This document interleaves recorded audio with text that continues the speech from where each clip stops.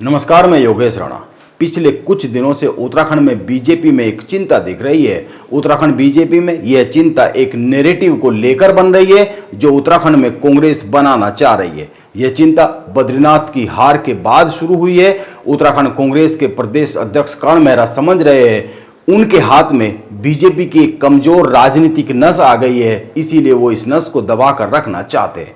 आइए आज बीजेपी की इसी चिंता पर बात करते हैं और इस चिंता की सबसे बड़ी वजह क्या है, कांग्रेस उत्तराखंड में क्या नैरेटिव सेट करना चाहती है और क्या इससे बीजेपी को नुकसान हो सकता है, कांग्रेस फायदे में आ सकती है, इस पर बात करेंगे।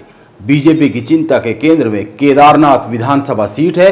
केदारनाथ धाम हिंदू आस्था का देश में सबसे बड़ा केंद्र है। इस सीट पर जल्द ही उपचुनाव होने हैं और इस सीट पर बीजेपी कितनी मजबूत है इसको समझना चाहिए। पहले बाकी सब बातों से पहले इस बात को देखने की जरूरत है कि बीजेपी की यहाँ पर पोजीशन क्या है। पुराने आंकड़े क्या कहते हैं? उत्तराखंड गठन के बाद सबसे पहला विधानसभा चुनाव 2002 में हुआ। केदारनाथ सीट बीजेपी की उम्मीदवार आशा नोटियाल ने जीत ली। उन्होंने कांग्रेस की शैला रानी रावत को हराया। 2007 में भी बीजेपी जीती। एक बार फिर आशा नोटियाल विधायक बनी। 2012 में विधानसभा सीटों का सीमांकन नए सिरे से हुआ और यह सीट कांग्रेस के पास चली गई। कांग्रेस ने शैला रानी रावत को टिकट दिया, उसने बीजेपी की आशा नोटियाल को हरा दिया। इसके बाद 2016 में कांग्रेस में भारी बगावत हुई। उत्तराखंड में शैला रानी बीजेपी में आ गई। 2017 में विधानसभा का चुनाव हुआ। बीजेपी ने कांग्रेस से आई शैला रानी को ही टिकट दिया, लेकिन वो चुनाव हार गई। 2017 में नरेंद्र मोदी की प्रचंड लहर में केदारनाथ सीट कांग्रेस ने जीत ली। हालांकि इस जीत के पीछे बीजेपी नेता आशा नोटियाल का निर्दलीय चुनाव लड़ना एक बड़ा कारण रहा, लेकिन बात जीत पर ही की जाती है, इसीलिए फैक्ट यह है कि कांग्रेस ने ये सीट जीती। इसके बाद 2022 के विधानसभा चुनाव में 10 साल बाद बीजेपी ने इस सीट को जीता।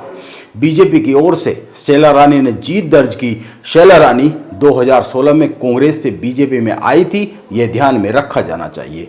अब शैला रानी के निधन के बाद केदारनाथ सीट पर उपचुनाव होना है। यह तो साफ सी बात है, यह सीट कांग्रेस और बीजेपी दोनों ही दल जीतते रहे। यह कोई बीजेपी की बहुत सुरक्षित सीट तो नहीं है, इसीलिए बीजेपी को चिंता है। चिंता इसलिए नहीं है एक सीट हार जाएंगे।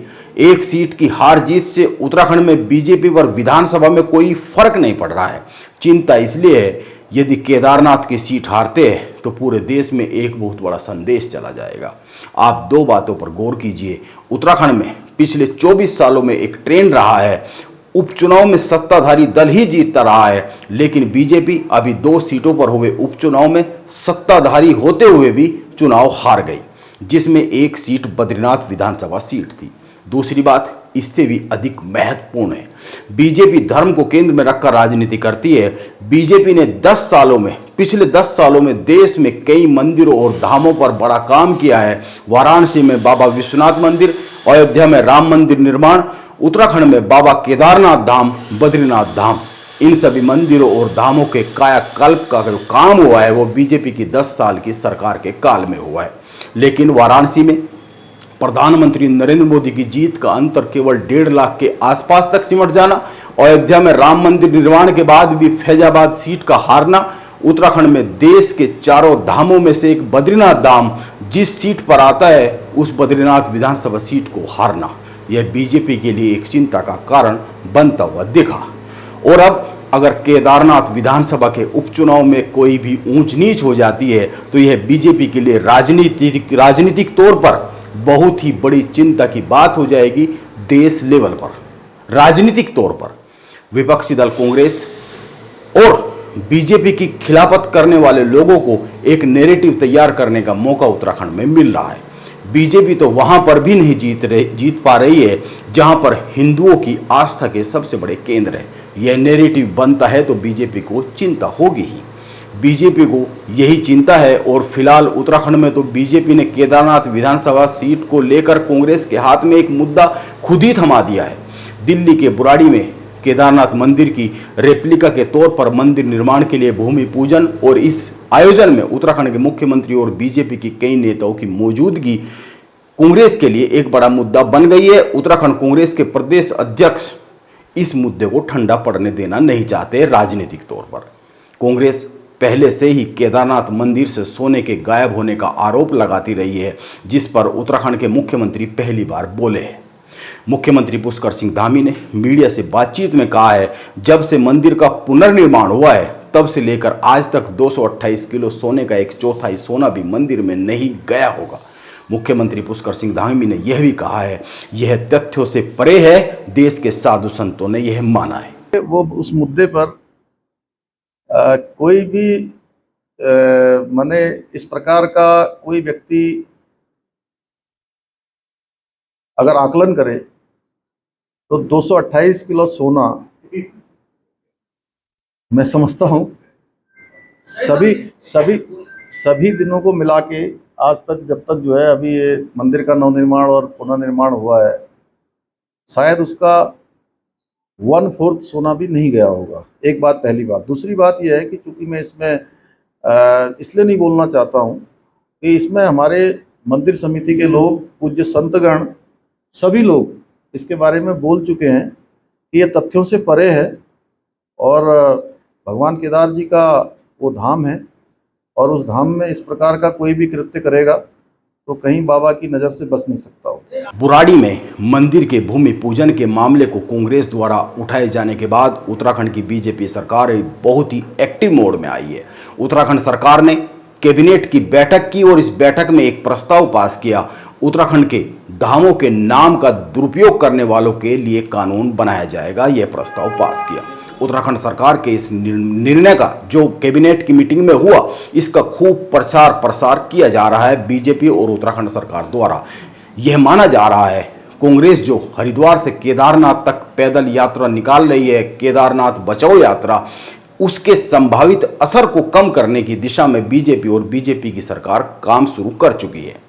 उत्तराखंड बीजेपी के प्रदेश अध्यक्ष महेंद्र भट्ट भी कह रहे हैं, कर्ण मेहरा को यह बताना चाहिए कि वो यही जो यात्रा निकाल रहे हैं हरिद्वार से केदारनाथ तक, केदारनाथ बचाओ यात्रा, यह यात्रा उत्तराखंड सरकार द्वारा बनाए जा रहे कानून के पक्ष में है या फिर इसके विरोध में है। इस बात के लिए होता है कि कांग्रेस की पद यात्रा अब इस जो कानून मुख्यमंत्री द्वारा लाया जा रहा है इसके समर्थन में होगी कि विरोध में होगी, इसका उत्तर तो कांग्रेस को देना ही पड़ेगा। और अब मुझे दूसरी बात क्या लगती है, कर्ण मेहरा जी ने यात्रा की बात की और गणेश जी को यात्रा में पहुंचा भेज रहे हैं। अब गणेश जी को तय करना पड़ेगा यात्रा में निकलना है तो क्या संदेश लेके जाएंगे, कि अब तो कानून बन चुका है। बीकेटीसी के अध्यक्ष अजेंद्र अजय लगातार बयान जारी कर रहे हैं। अजेंद्र अजय बीजेपी के नेता है। केदारनाथ मंदिर से सोना गायब होने के मामले में उनका कहना है, शंकराचार्य अविमुक्तेश्वरानंद सबूत लेकर आए और सुप्रीम कोर्ट या हाई कोर्ट में मामले को लेकर जाए। वह बहुत ही आक्रामक लगातार इस मुद्दे पर है। जिस एजेंडे को कांग्रेस सरकार, पूरी कांग्रेस पूरी पार्टी जिस एजेंडे को चलाने में सफल साबित नहीं होती है, उस एजेंडे को स्वामी अविमुक्तेश्वरानंद जी अकेले ही संचालित कर लेते हैं, संपादित कर लेते हैं।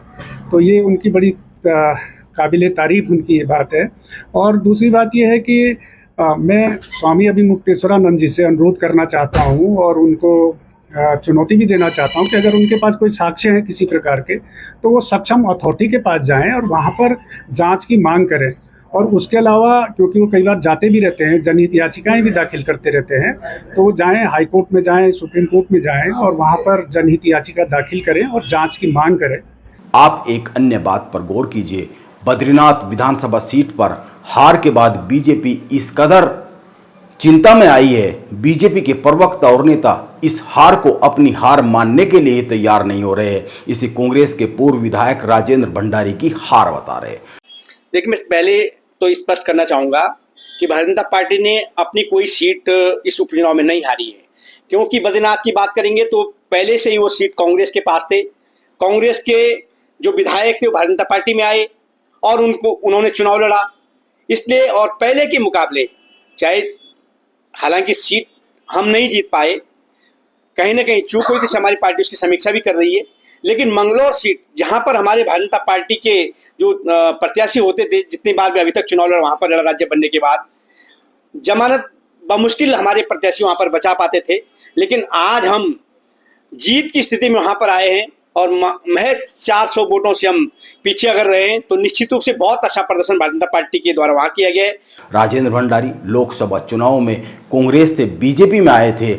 यह एक समीकरण था, अगर आप देखें पौड़ी लोकसभा सीट को लेकर केवल एक ही सीट, बद्रीनाथ सीट कांग्रेस के पास थी और उसी विधायक को बीजेपी ने तोड़ लिया था। यह एक सीधे सीधे राजनीतिक सौदेबाजी थी।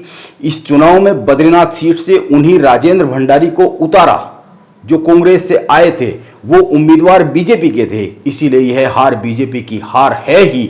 यह तो सीधा सा गणित है, लेकिन बीजेपी यह मानने को तैयार बहुत सीधे सीधे होती नहीं है। उत्तराखंड बीजेपी की बद्रीनाथ सीट पर हुई हार और दिल्ली के बुराड़ी में केदारनाथ मंदिर प्रकरण को लेकर बीजेपी की बेचैनी और चिंता को उत्तराखंड कांग्रेस के प्रदेश अध्यक्ष कर्ण मेहरा समझ रहे हैं।